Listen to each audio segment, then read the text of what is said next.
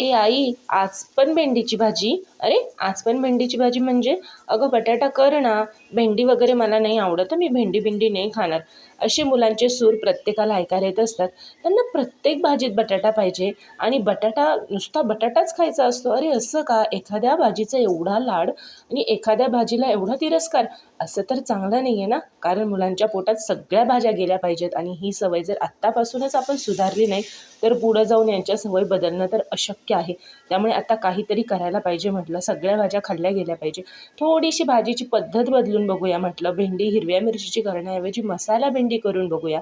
तर मग बघूया कशी मुलं खात आहे की नाही. मग मसाला भेंडी केली छान अशी. सिंपल रेसिपी आहे, ती माझ्या पद्धतीने केली आणि बघूया आता खाताय की नाही. दिसायला तर खूप सुंदर दिसते भाजी.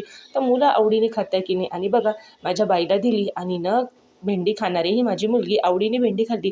केलं तर सगळं होतं. Video आवडल्यात like